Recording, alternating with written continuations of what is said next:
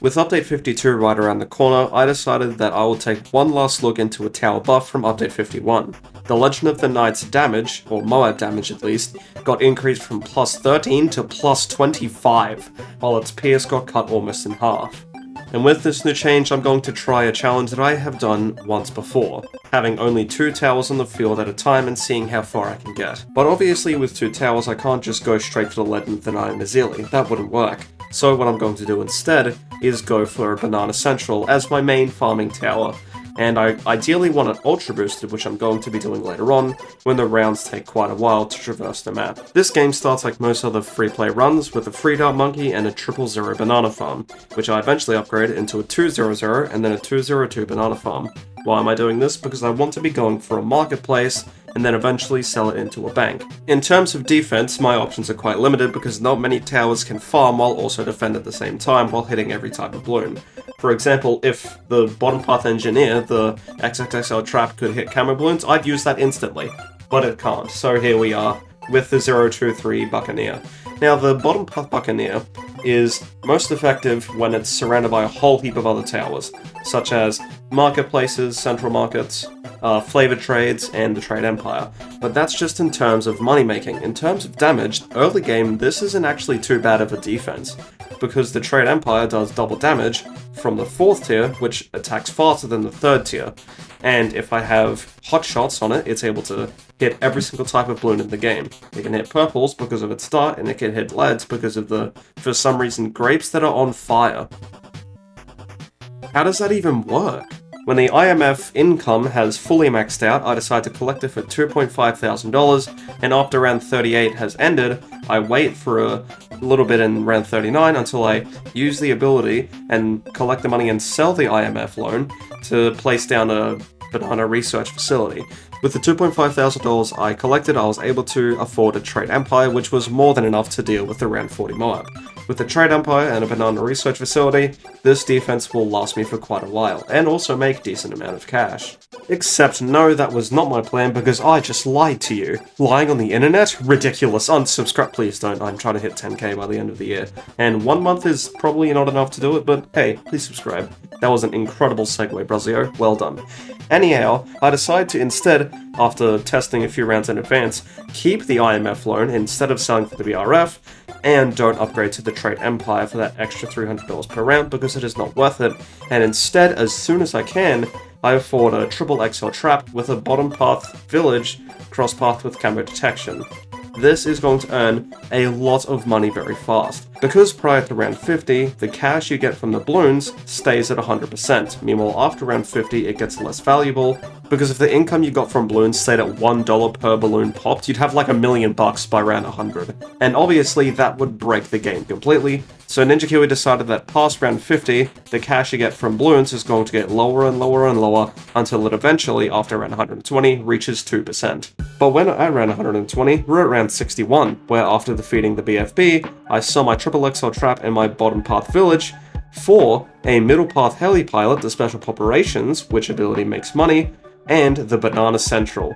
This Banana Central is going to stay on the field for a long, long time. Now, the Banana Central buy is obvious. I sit there and it makes money for me. Very simple. But why am I getting the Special Operations?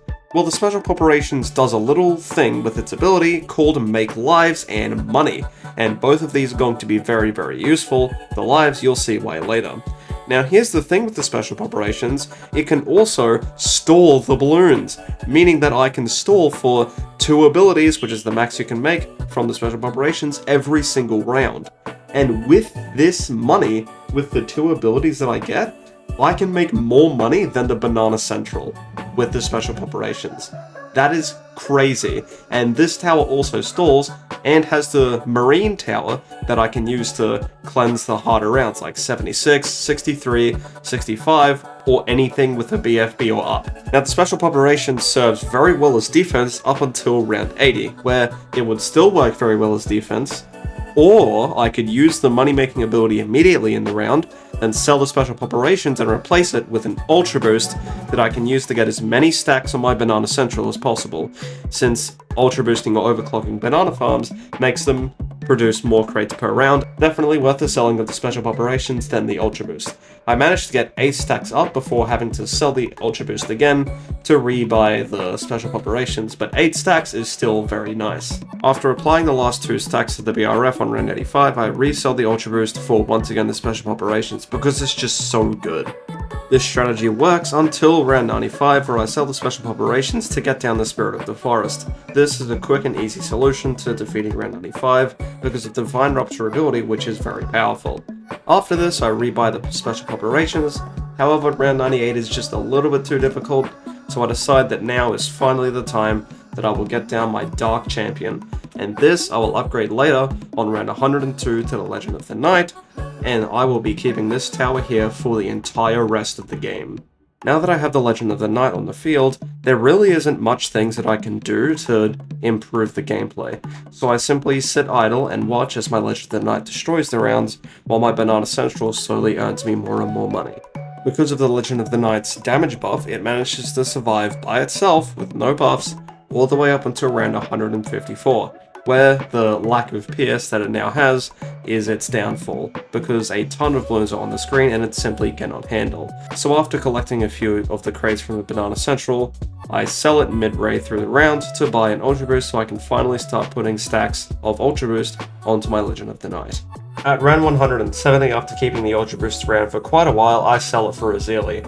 Now I don't need Azili just yet, but I decide to get her now so that she can level up to level 20, so that I can save money on leveling. However, unfortunately, without the active Ultra Boost on Legend of the Night, it falls off very quickly, and I am forced to buy Azili's level 20 just to survive.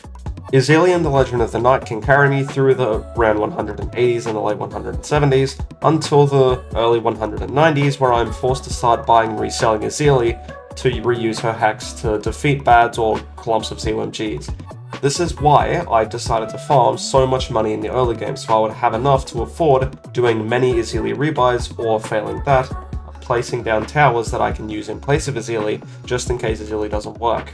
The first instance of me using a different tower other than Azili is on round 193, where there are simply too many fortified ZOMGs to justify using Azili, so I decide to sell her for a Homeland Defense, which not only doubles the Legend of the Night's attack speed, but also doubles its pierce. It's not just the Homeland Defense, however, I can also use the Absolute Zero or Icicle Impale to store the balloon so that the Black Hole can come up on cooldown, or because fortified DDTs are just evil and I must defeat them. With the use of some selling shenanigans, after exactly 3 hours, 24 minutes and 22 seconds, I finally defeat the second FBAT on round 200, therefore proving that the Legend of the Night and Azili combo can indeed reach round 200. But round 200 isn't the limit, and I still have $1 million left, so I will keep going. The early 200s are an absolute walk in the park until round 205, where things get interesting. Every round from now I will have to perform multiple tower resells just to be able to survive the rounds. Every round I try to see the cheapest way to beat it. I may have made a few mistakes, like getting Azili down that wasn't necessary, or maybe using an Absolute Zero without using the ability once or twice, but overall I think my tower micro was pretty good. Some people might argue with me on that, but I digress. Anyhow, round 210 is the round that finally defeats me. Theoretically, I could have micro to get through it, but my lack of cash on round 211 would have undoubtedly finished me. By this point, I am completely out of money. All of the $1 million that I had on round 200 is gone completely. The amount of Azili resells and Middle Path Super Monkey tier 5 abilities I had to use was insane, because fortified DDTs are no joke when you don't have Paragons. But anyway, that is how I, with only 2 towers on the field, defeated round 210 because of the Legend of the Night buff. I'm going to be making Update 52 videos on the Paragon, maybe the Frontier Legends, and 100% I'm doing Lucifer's Sanctum on that new expert map because it looks great. But anyways, that's pretty much it from me. Please subscribe. I'm trying to hit 10,000 subscribers in a month. It's not happening. I've lost all hope, but miracles might happen sometimes. You never know.